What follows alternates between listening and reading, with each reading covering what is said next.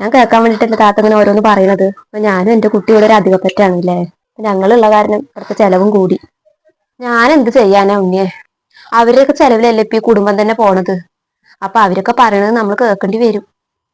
അത് ശരിയമ്മ. അതുകൊണ്ടേ താത്ത പറഞ്ഞ പോലെ ഞാൻ എന്തെങ്കിലും ഒരു ജോലി നോക്കിയാലോ എന്ന് വിചാരിക്കമ്മ.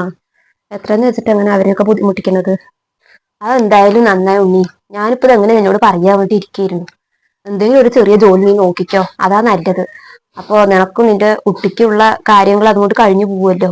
വേറുള്ളവരുടെ കാര്യം കയ്യും പിടിക്കാൻ നിൽക്കണ്ടല്ലോ. എന്തായാലും പടച്ചോ തന്നൊരു ആൺകുട്ടീനെയല്ലേ, അവനെയൊക്കെ ഇപ്പൊ ഞാൻ നോക്കിക്കോളാം. നീയേ ജോലിക്ക് വെക്കോ. എന്തിനാ വെറുതെ അവരുടെ വായിരിക്കണൊക്കെ നമ്മൾ കേൾക്കാൻ നിൽക്കണത്. സ്വന്തം ഒരു വരുമാനം ഉണ്ടെങ്കിൽ അതന്നെ നല്ലത്. നീ പൊക്കോ. ഈ കരയൊന്നും വേണ്ട, അപ്പൊ ശരിയാവും. ഇതിപ്പോ അവളുടെ അടുത്ത് തന്നെ നമ്മൾ എല്ലാത്തിനുള്ള ചെലവ് ഇങ്ങനെ ചോദിക്കുമ്പോഴേ ആർക്കായാലും ഇപ്പൊ തരാനൊരു മടി ഉണ്ടാവും. നോക്ക് ഇപ്പൊ അവിടെ അരി കഴിയാറായി. ഇനിയിപ്പോ കഷ്ടിച്ച് 2 ദിവസത്തിനും കൂടി ഉണ്ടാവുള്ളൂ. ഇനിയിപ്പൊ അത് കഴിഞ്ഞാൽ ഞാൻ അവളുടെ അടുത്ത് തന്നെ പറയണ്ടേ. ഇപ്പൊ എങ്ങനെയാ ഞാൻ അവളുടെ അടുത്ത് പറയാന്ന് ആലോചിക്കുന്നത്. മടിയാവുക പറയാനേ.